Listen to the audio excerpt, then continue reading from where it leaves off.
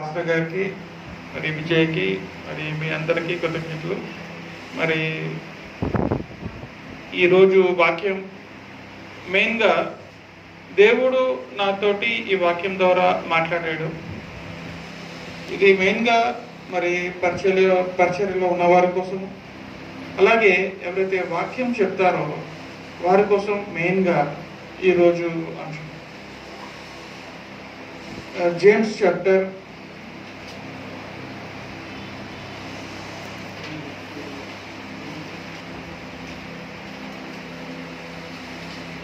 3:1-12. యాకోబు రాసిన పత్రిక 3వ అధ్యాయం. ఎవరైనా ఫస్ట్ వర్స్ చదువుతారా? యాకోబు రాసిన పత్రిక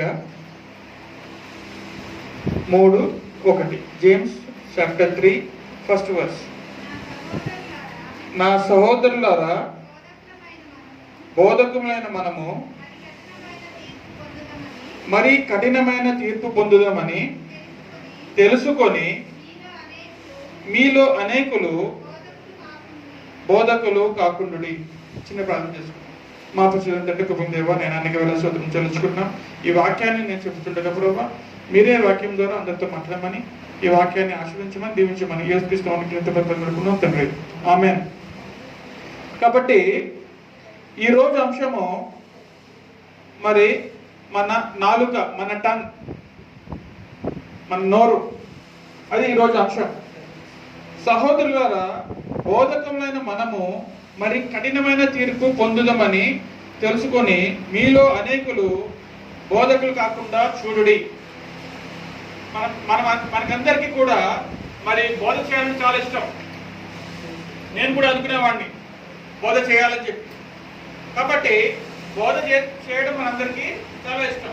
ఎందుకంటే చూడగానే పాస్టర్ చెప్తున్నా, పాస్టర్లో మనం చెప్పాలి అని చెప్పి ఆశపడతాం. నేను కూడా అలాగే చిన్నగా ఉన్నప్పుడు మీలో ముందు కూర్చుని పాస్టర్ చెప్తున్నారు, పాస్టర్ గారు నేను ఇంకా బాగా చెప్పగలను, ఛాన్సెస్ చాలా బాగుంటుంది అనుకునేవాడిని. కాబట్టి ఇక్కడ నుంచుని ఆ వాక్యం చెప్తున్నప్పుడు పడే శ్రమ, ఎదుర్కొనే బాధలు మరి పాస్టర్ గారికి బాగా అర్థమయ్యాయి, నాకన్నా పాస్టర్ గారికి బాగా అర్థమయ్యాయి.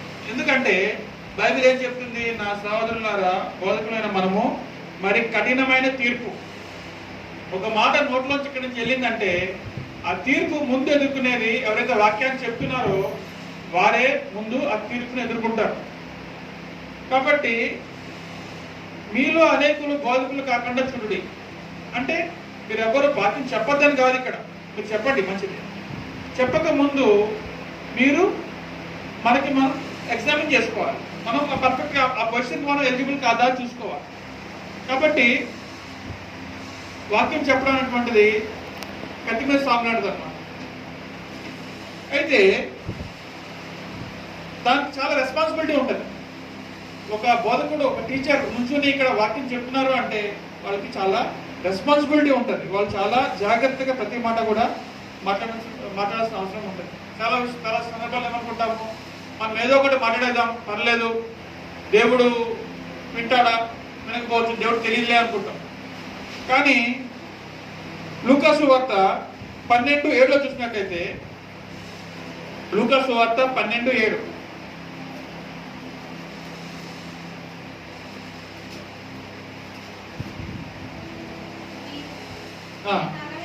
మీ తల వెంట్రుకలన్నీ లెక్కింపబడి ఉన్నవి.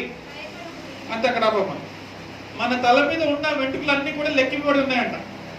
మన తల మీద ఎన్ని వెంట్రుకలు ఉన్నాయో మనకు తెలియదు, మన తల్లిదండ్రులకు తెలియదు, ఇంకెవరికి తెలియదు. ఇప్పుడు దాకా ఏ సైన్స్ కూడా కనుక్కోలేదు మన తల మీద ఎన్ని వెంట్రుకలు ఉన్నాయో, ఎన్ని హెయిర్స్ ఉన్నాయో. కానీ దేవుడు తెలుసు అంట మన తల మీద ఎన్ని వెంట్రుకలు ఉన్నాయో. కాబట్టి వాక్యం చెప్పడం అనేటువంటిది ఒక గిఫ్ట్. ఎవరిచ్చిన బహుమానం? దేవుడిచ్చిన బహుమానం. మన పాస్టర్ గారికి దేవుడిచ్చిన బహుమానం. వాక్య పరిచర్య కానీ, ఇతరులను ఎంకరేజ్ చేయడం కానీ, అది ఆయనకి ఇచ్చిన దేవుడిచ్చిన బహుమానం. కాబట్టి ఎవరైతే వాక్యం చెప్తున్నారో వాళ్ళందరికీ కూడా ఈ బహుమానం దేవుడిచ్చిన బహుమానం. అది సొంతగా వాళ్ళు నేర్చుకున్నది కాదు, సొంతగా వాళ్ళు చెప్పేది కాదు. దేవుడిచ్చిన బహుమానం కొద్ది వాళ్ళు వాక్యాన్ని చెప్తారు. కాబట్టి క్రిస్టియన్స్కి మెయిన్గా ఇంపార్టెంట్ ఏంటంటే వాళ్ళ నోరు. క్రిస్టియన్స్కి వాళ్ళ మౌత్ టంగ్ చాలా ఇంపార్టెంట్. ఎందుకంటే మన నోటితోటే మనము యేసుని క్రీస్తుగా మనము స్వీకరిస్తాం, బాప్తిజం తీసుకుంటాం. ఎప్పుడైతే మనము మరి యేసును స్వీకరించాలనుకున్నప్పుడు నోటితోటి అందరు ఎదురకుండా నేను నా పాత జీవితాన్ని వదిలిపెడుతున్నాను, కొత్త జీవితాన్ని స్వీకరిస్తున్నాను అని చెప్పేసి మనము బాప్తిజం తీసుకుంటాం. కానీ చాలా సందర్భాల్లో క్రైస్తవులు భయపడుతూ ఉంటారు. అదే మన లూకా సువార్త 12:7లో కంటిన్యూషన్ ఉంది. మీరు చదువుతామా? లూకా 12:7లో కంటిన్యూషన్. మీ తల వెంట్రుకల తర్వాత ఏముంది? అనేకములైన పిచ్చుకల కంటే శ్రేష్ఠులు కారా. కంపారిజన్ చూడండి, మనిషిని తీసుకెళ్లి పిచ్చుకలతో కంపేర్ చేస్తున్నాడు. కాబట్టి పిచ్చుకల నేచర్ ఏంటంటే బాగా సౌండ్ చేస్తూనే ఉంటాయి. ఎర్లీ మార్నింగ్ చూడగానే సౌండ్ బాగా పిచ్చుకల సౌండ్ వినిపిస్తూ ఉంటుంది. లేదా మీరు ఏ పార్క్ కానీ ఎక్కడికైనా ప్రెజెంట్ ప్లేస్కి వెళ్ళినప్పుడు, చెట్ల దగ్గరికి వెళ్ళినప్పుడు అక్కడ పిచ్చుకల సౌండ్ వినిపిస్తూ ఉంటుంది. అవేంటంటే ఎక్కువ సౌండ్ చేస్తూ ఉంటాయి, పిచ్చుకలంటే పారిపోతాయి, భయం ఎక్కువ. కాబట్టి మనల్ని పిచ్చుకలతో పోలుస్తున్నాడు. అంటే ఏంటంటే మనం ఎక్కువ మాట్లాడుతున్నాం, అనవసరంగా భయపడుతున్నాం. ఏమంటున్నాడు వాక్యం? ఏమంటుంది? మీరు పిచ్చుకల కంటే శ్రేష్టమైన వారు. మీరు పిచ్చుకలు కాదు, మీరు పిచ్చుకల్లాగా బిహేవ్ చేయకండి, బర్డ్స్ లాగా బిహేవ్ చేయకండి. మీరు శ్రేష్టమైన వారు, యువర్ ప్రెషియస్ పీపుల్. అది వాక్యం చెప్తుంది. కాబట్టి మనందరికి కూడా మరి we want to become perfect, we want to become complete man, లేకపోతే శక్తివంతులుగా కావాలని ఆశపడతా ఉంటాం. అయితే వాక్యం ఏం చెప్తుందంటే, ఎవడైనాను మాట యందు తప్పని ఎడల అట్టివాడు లోపము లేనివాడై. కాబట్టి ఎవరైనా సరే తన మాట తప్పకుండా ఉంటాడో, లోపం లేకుండా ఉంటాడో అట్టివాడు శక్తివంతుడైతాడు. సో మనము మన నాలుకని మనం కంట్రోల్ చేసుకోగలిగితే you will become a complete man, a powerful person. కాబట్టి కొన్ని ఉదాహరణలు ఉన్నాయి. ఫర్ ఎగ్జాంపుల్, ఒక గుర్రం ఉందనుకోండి. అందరికి గుర్రం తెలుసు కదా. గుర్రాన్ని నాలుగుకి నోటికి ఒక తాడుతో కడతారు. తాడుతోటి గుర్రాన్ని కడతారు. ఇది మౌత్ అని కడతారు. కట్టిన తర్వాత తాడు తీసుకుని గుర్రం మీద కొంచెం సాము చేస్తున్న అతను గుర్రానికి ఆ తాడుతోటి ఇలా అంటాడు. ఇలా అంటే గుర్రం నోటి లెఫ్ట్కి వెళ్ళింది అనుకోండి, గుర్రం మొత్తం లెఫ్ట్కి వెళ్తుంది. ఇలా అన్నాడు అనుకోండి, రైట్కి వెళ్తుంది. ఇలా లాగితే ఆగుతుంది, ఇది కొడితే ముందుకు వెళ్తుంది. గమనించండి, చిన్న తాడు ఎక్కడ కట్టాడు? నోరికి కట్టాడు.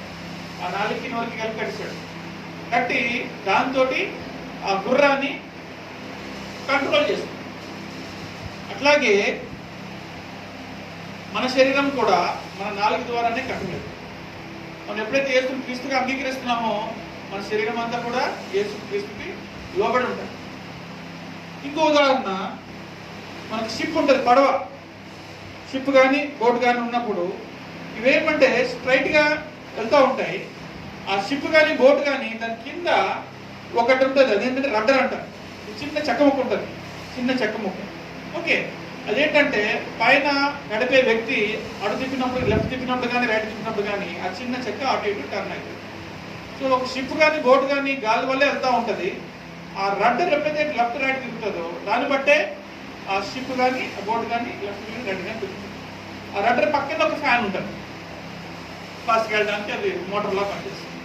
కాబట్టి ఆ షిప్, ఆ పడవ వెళ్ళాలంటే ఆ రడ్డర్ చాలా ఇంపార్టెంట్. అలాగే మనిషి నోరు కూడా చాలా ఇంపార్టెంట్. మనం లెఫ్ట్కి వెళ్తున్నామా, రైట్కి వెళ్తున్నామా, మంచి మాట మాట్లాడుతున్నామా, చెడు మాట మాట్లాడుతున్నామా, దేవుని మాట మాట్లాడుతున్నామా, లేకపోతే సాధారణ మాట మాట్లాడుతున్నామా, ఇవన్నీ కూడా ఆ స్మాల్ రడ్డర్, లేకపోతే ఆ చిన్న నాలుక, ఆ చిన్న నోరుతోటే కంట్రోల్. ఇంకో ఉదాహరణ,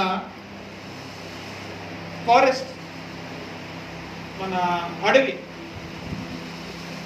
అడవిని కాల్చాలంటే ఫారెస్ట్ ఫైర్ అని చెప్తూ ఉంటారు. ఫారెస్ట్ ఫైర్ అంటే ఇప్పుడు మనకి మే 27వ తారీఖున మన భారతదేశంలో ఉత్తరాఖండ్లో ఫారెస్ట్ ఫైర్ వచ్చింది. అంటే అడవిలో చిన్న నిప్పు అంటుకొని మొత్తము అడవి తగలబడిపోయింది. 71 acres of land, forest land కాలిపోయింది. మనకి ఇండియాలో మొన్న మే 27న జరిగింది. మీరు చూడవచ్చు, మీరు యూట్యూబ్లో కూడా చూసుకోవచ్చు. కాబట్టి ఒక చిన్న నిప్పు ఏం చేసింది? మొత్తం అడవిని నాశనం చేసింది.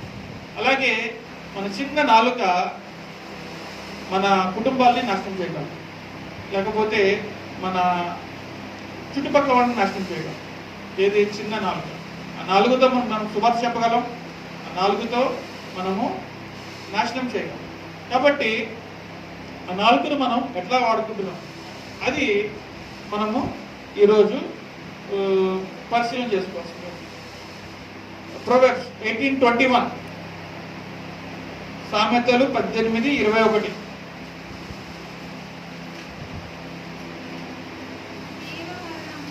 జీవ మరణములు నాలుక వశము, దాని అందు ప్రీతి పడువారు దాని ఫలము తిందు.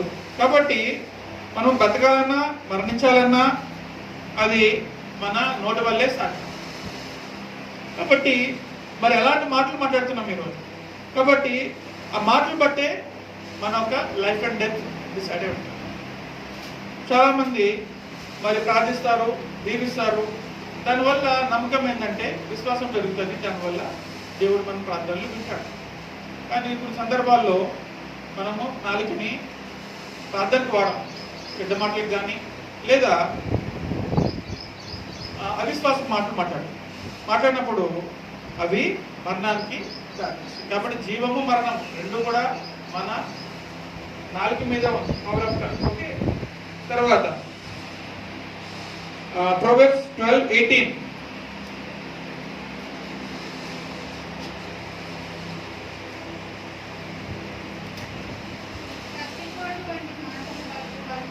కత్తిపోటు వంటి మాటలు పలుకువారు కలరు, జ్ఞానుల నాలుక ఆరోగ్యకరం. కాబట్టి కొంతమంది మాటలు వింటే కత్తిపోటు మాటలాగా ఉంటాయి, వాళ్ళ దగ్గరికి వెళ్ళాలన్నా భయం వేస్తారు. ఎందుకు? ఆ మాటలు కత్తిపోటు మాటలోనే ఉంటాయి. కాబట్టి మన నాలుక అలా ఉండకూడదు.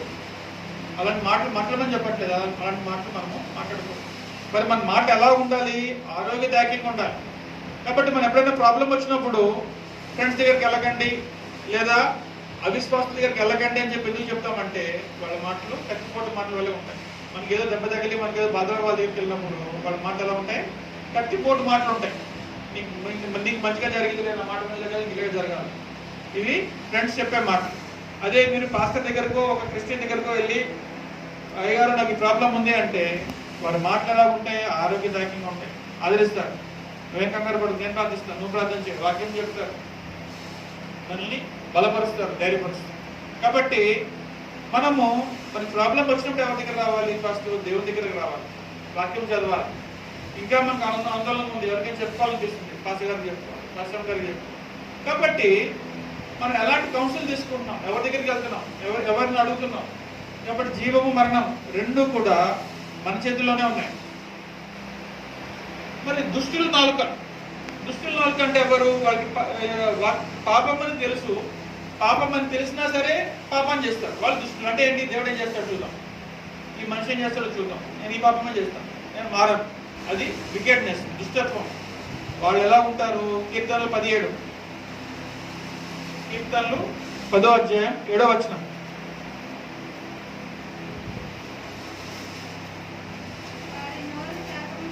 వారి నోరు శాపముతోను కపటముతోను వంచనతోను నిండి ఉన్నది. చూసారా? వారి నాలుక కింద చేటును పాపము ఉన్నది. కాబట్టి ఏముంది?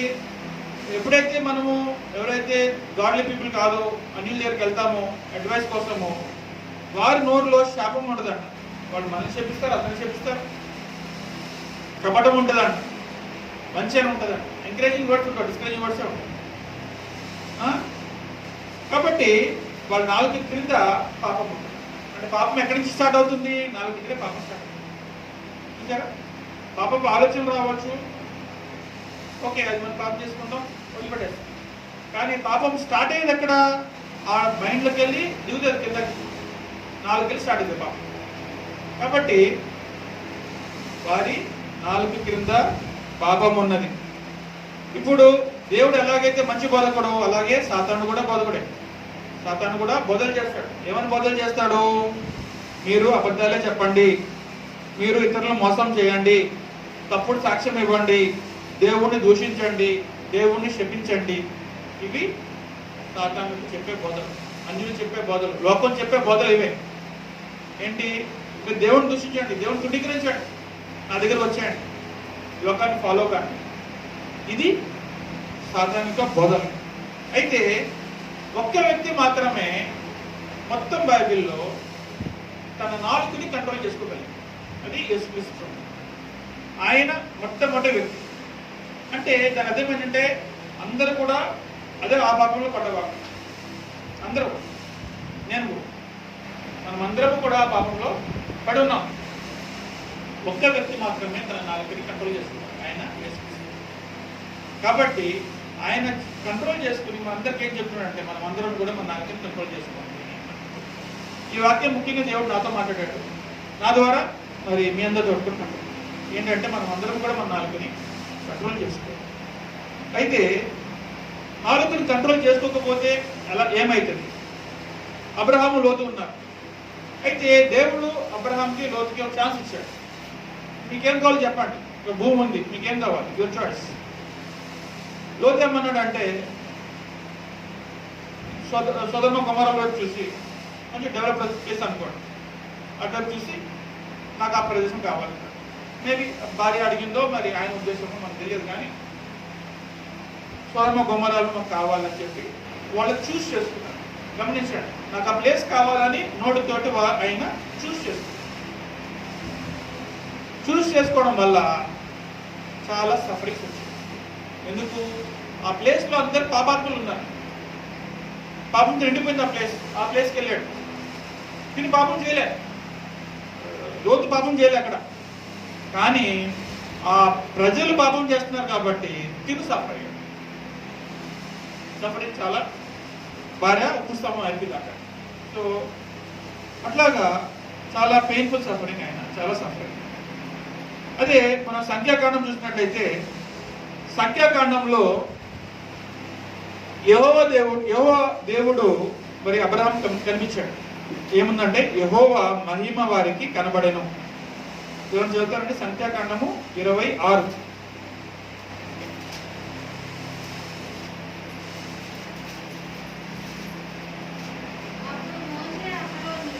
అప్పుడు మోషే అహరోనులు ఓకే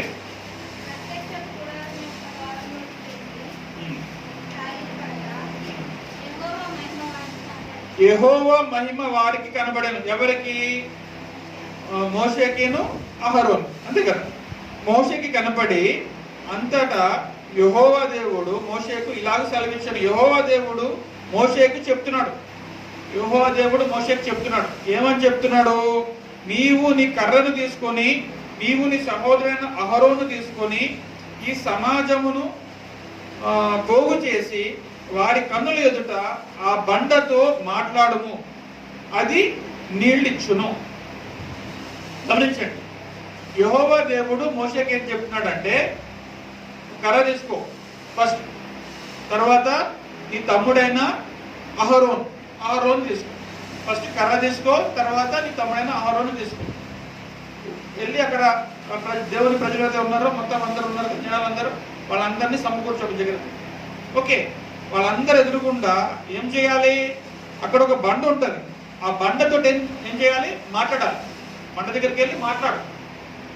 బండ దగ్గరికి వెళ్ళి మాట్లాడితే బండలోంచి నీళ్ళు వస్తుంది. అది దేవుడు చెప్పిన, యెహోవా దేవుడు చెప్పిన మాట. ఎవరికి? మోషేకి చెప్తే మోషే ఏం చేశాడు? అందరినీ గ్యాదర్ చేశాడు. కర్ర తీసుకున్నాడు, ఓకే. అందరినీ గ్యాదర్ చేశాడు, ఓకే. అక్కడ దాకా బాగానే ఉంది. ఆ బండ దగ్గరికి వెళ్ళాడు. ఇప్పుడు దేవుడు ఏం చెప్పాడు? బండతోటి మాట్లాడమన్నాడు. కానీ మోసే చేసింది అది కాదు. అక్కడ ప్రజలతో మాట్లాడాడు, వాడిని తిట్టాడు. ఓకే, కర్ర తీసుకుని కర్రతోటి బండని కొట్టాడు.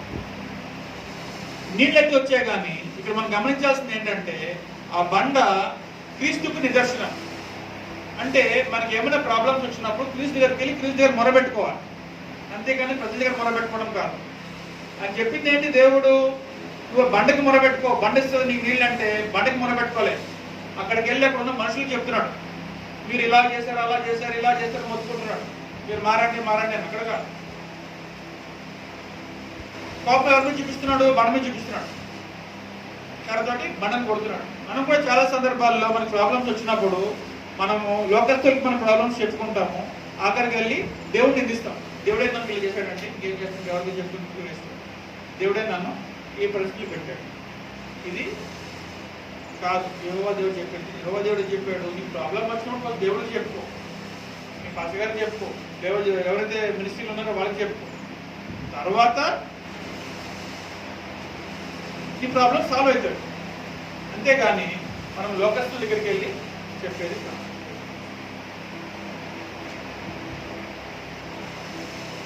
అలాగే మరి పేతురు కూడా చూసినట్టయితే మత్తయి సువార్తలో, మత్తయి సువార్త 26లో చూసినట్టయితే 26:69 మాథ్యూ చాప్టర్ 26:69 చూసినట్టయితే పేతురు కూర్చున్నాడంట కోర్ట్యార్డ్ దగ్గర. కూర్చున్నప్పుడు ఒక సర్వెంట్ గర్ల్ వచ్చిందంట. వచ్చి ఆమె అడిగిందంట పేతురుని. ఏమని అడుగుతుంది? నీవు యేసుతో పాటు ఉన్నావు కదా అని అడిగిందంట. నీవు గలిలయుడైన యేసుతో కూడా ఉంటివి కదా అని. ఒక చిన్న పాప వచ్చి పనిచేసిన వచ్చి పేతురుని అడుగుతుంది. ఆయన కోర్ట్యార్డ్ దగ్గర కూర్చుంటే అడుగుతుంది, నువ్వు యేసుతో పాటు ఉన్నావు కదా అంటే పేతురు ఏమంటున్నాడు? అప్పుడు దాకా దేవుడితో నడిచాడు, జీసస్ క్రైస్ట్ నడిచాడు పేతురు. ఆయనతో పాటు సువార్తలో పరిచయం చేశాడు, ఆయనతో పాటు తోడుగా ఉన్నాడు, అన్ని చోట్లకి వెళ్ళాడు. అలాంటి వ్యక్తి ఆ టైంలో ఏమంటున్నాడు? నాకు ఆయన ఎవరో తెలియదు, నేను అతన్ని ఎరగను, నాకు యేసు అంటే ఎవరో తెలియదు, క్రీస్తు అంటే ఎవరో తెలియదు అంటున్నాడు. ఎవరు అంటున్నారు? పేతురు అంటున్నాడు. అక్కడితో అవలే, ఆయన పక్కన జరిగాడు. పక్కన జరిగితే అక్కడ ఇంకో అమ్మాయి వచ్చిందంట. ఇంకో అమ్మాయి వచ్చి నజరేయుడైన యేసుతో పాటు నువ్వు ఉన్నావు కదా అడిగిన మాట. అమ్మో నాకు తెలియదు, యేసు అంటే ఎవరో తెలియదు, ఒట్టు అని చెప్పిన ఒట్టు పెట్టుకుంటున్నాడు. ఒట్టు నాకు దేవుడు అంటే యేసు క్రీస్తు ఎవరు తెలియదు, యేసు అంటే ఎవరో తెలియదు అని చెప్పి ఆయన ఒట్టు పెట్టుకుంటున్నాడు. తర్వాత మళ్ళీ పక్క జరిగాడు. కొంతమంది నుంచున్నారు, అడిగలు నుంచున్నాడు. మళ్ళీ వాళ్ళు అడిగారంట, అవును మనం చూసినట్టు ఉంది, ఎక్కడో నువ్వు యేసుతో పాటు ఉన్నావు నువ్వు అని అంటున్నారు. లేదు లేదు లేదు నేను లేను, ఒట్టు పెట్టుకుంటున్నాడు, చెప్పించుకుంటున్నాడు అంట. కాబట్టి చాలా సందర్భాల్లో మరి దేవుని పరిచయం చేసిన వాళ్ళు కానీ బైబిల్లో వీళ్ళందరూ కూడా మరి మోషే కానీ పేతురు కానీ వీళ్ళందరూ కూడా దేవుణ్ణి రిజెక్ట్ చేశారు, నోటితోటే రిజెక్ట్ చేశారు, తృణీకరించాడు. కానీ వాళ్ళు తప్పును తెలుసుకుని మళ్ళీ రిపెంట్ అయ్యాడు. పేతురు రిపెంట్ అయ్యాడు, ప్రభువా నన్ను క్షమించు, నేను తప్పు చేశాను, రిపెంట్ అయ్యాడు. వాళ్ళు చేసిన తప్పులకి వాళ్ళు రిపెంట్ అయ్యి అగైన్ దే కేమ్ బ్యాక్. కానీ లోతు తను చేసిన తప్పుకి పనిష్మెంట్ అనుభవించాడు. తన వైపు పుస్తకం అయిపోయింది, పనిష్మెంట్ అనుభవించాడు. కాబట్టి ఈరోజు కూడా మనకి ఒక ఛాన్స్ ఉంది. ఎందుకంటే ఇంకా రెండో రాకడ రాలేదు కాబట్టి, మనం కృపా గడిలో ఉన్నాం కాబట్టి మనకి ఈరోజు కూడా ఒక ఛాన్స్ ఉంది. ఆ ఛాన్స్ ఏంటంటే మరి మోషేలాగా పేతురులాగా మనం రిపెంట్ అయ్యి మనము దేవుని దగ్గరికి బ్యాక్, దేవుని సన్నిధికి మన ప్రాబ్లమ్స్ అన్ని సన్నిధికి పెట్టుకోవాలి. లేకపోతే లోతులాగా సఫర్ అవ్వాల్సి ఉంటుంది.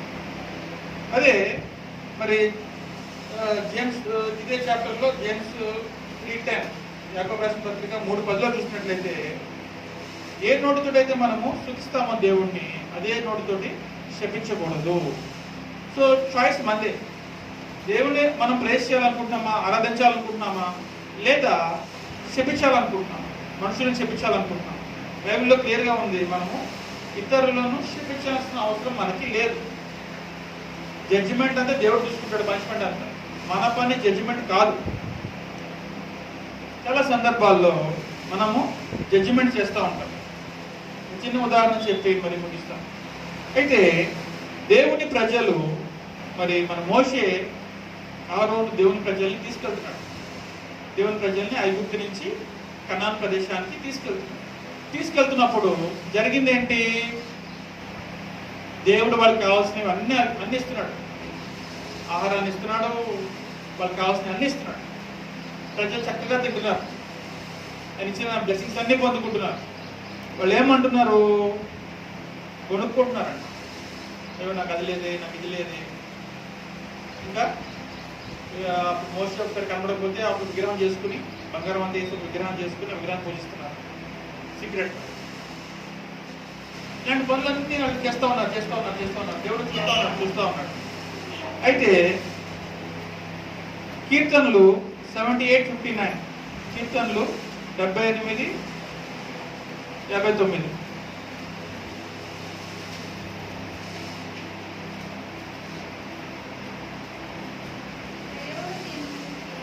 దేవుడు దీన్ని చూచి ఆగ్రహించి ఇశ్రాయేలు నందు బహుగా అసహించుకొనెను. ఇంగ్లీష్ బైబిల్, తెలుగు బైబిల్లో చూచి అని ఉంది. అదే మీరు ఇంగ్లీష్ బైబిల్లో చూసినట్లయితే వెన్ గాడ్ హర్డ్ దెమ్, దేవుడు విన్నాడు అని చెప్పి ఇంగ్లీష్ బైబిల్లో రాశారు. తెలుగులో చూశాడని రాశారు. కాబట్టి మనం రెండు వాక్యాలు తీసుకుంటాం. దేవుడు అక్కడి నుంచి చూశాడు, దేవుడు అక్కడి నుంచి విన్నాడు. ఏంటి విన్నాడు? వీళ్ళు ఏం పనులు చేస్తున్నారు చూస్తున్నాడు, వీళ్ళు ఏం పనులు ఏం మాట్లాడుతున్నారు ఆయన వింటున్నాడు. కాబట్టి ఈ రోజున మనం ఎలా ఉన్నాం, మన జీవితం ఎలా ఉంది? మనం క్రైస్తవులుగా అని చెప్పుకుంటూ హిందువులాగా బతుకుతున్నాము. చాలా సందర్భాల్లో నాకు చాలాసార్లు చెప్తా ఉంటాను, బొట్లు పెట్టుకోవడం కానీ, తాళ్ళు కట్టుకోవడం కానీ, ఇవన్నీ ఏంటంటే డిస్టిల్ పెట్టుకోవడం కానీ, ఇవన్నీ ఏంటంటే దేవుడికి ఇవన్నీ మనం చేయాల్సిన పనులు కాదు. పూజలు చేయడం కానీ, ప్రసాదాలు తినడం కానీ, వాళ్ళ పండుగలు చేసుకోవడం కానీ, ఇవన్నీ కూడా దేవుడికి ఇష్టం లేదు. దేవుడు ఏం చేస్తాడు? అసహించుకుంటాడు అని. కాబట్టి ఇంగ్లీష్ బైబిల్ ఏముందంటే he rejected Israel completely. English Bible ఏముందంటే రిజెక్ట్ చేశాడు. వీళ్ళు నాకు వద్దు. ఎందుకు వద్దు? నేను వీళ్ళంతా రక్షించి, అంతా ప్రొవైడ్ చేసి, అంత మంచి తినిస్తున్నాను, మంచి ఆహారం ఇస్తున్నాను, మొత్తం చక్కగా తింటున్నాను, అంత తిని ఇదేం చూసి. కాబట్టి మన నాలుగు దేవుడు ఇచ్చినప్పుడు థ్యాంక్ యూ దేవా, నాకు ఇచ్చావు, థ్యాంక్ యూ జీసస్ అని చెప్పి తినాలంతే. నాకు ఇది వద్దు, నాకు అది కావాలి. ఇవన్నీ కూడా దేవుడికి అసహ్యము. ఆయన రిజెక్ట్ చేస్తాడు. టైం ఇస్తాడు. టైం వచ్చేసరికి ఎస్ ఓవర్. కాబట్టి ఓవర్ అయితే అక్కడ దేవుడికి ఉండదు. కాబట్టి ఈ దినాన్ని కూడా మరి మోషేలాగా, పేతురులాగా మన రిపెంట్ అయ్యి మన నాలుకని మరి దేవుని స్తుతించడానికి, దేవునికి వాక్యం చెప్పడానికి, లేదా మంచి మాటలు పలకడానికి మనం నాలుకని అందరం కళ్ళు మూసుకుని చిన్న ప్రార్థన చేసుకుంటున్నాం. మా పుస్తకం దేవానికి తెలుసుకుంటున్నాను. ఈ వాక్యం ద్వారా ప్రభావ మీరు మాట్లాడే విధానం బట్టి నేను అనిపిస్తున్నాను. అవును ప్రభావ, మా నాలుకని ప్రభావ మేము మరి కంట్రోల్ చేసుకుంటాం. మా నాలుగుతోటి ప్రభావ నేను చూపించి నేను ఆరాధించడానికి, అలాగే నువ్వు మాకు ఇచ్చిన బహుమానాలను బట్టి, నువ్వు ఇచ్చిన ఆశీర్వాదాలను బట్టి, దీవులను బట్టి ప్రభావ నీకు థ్యాంక్స్ చెప్పడానికి, నీకు కృతజ్ఞతలు చెప్పడానికి మేము మా నాలుగు మాట్లాడుతున్నాం. మీరే మాకు దయ చూపించారు, మీరు మాకు మార్గాన్ని గుర్తించారు. నేను ఆయనకి స్తోత్రం చెల్లించుకుంటున్నాను. ఈ వాక్యం ద్వారా మీరు మాట్లాడిన విధానం బట్టి నేను ఆయనకి వెళ్ళాలి స్తోత్రం చెల్లించుకుంటున్నాను. ఈ వాక్యాన్ని ఆశీర్వదించండి, దీవించమని యేసు క్రీస్తు ప్రభువుకు తండ్రి ఆమేన్.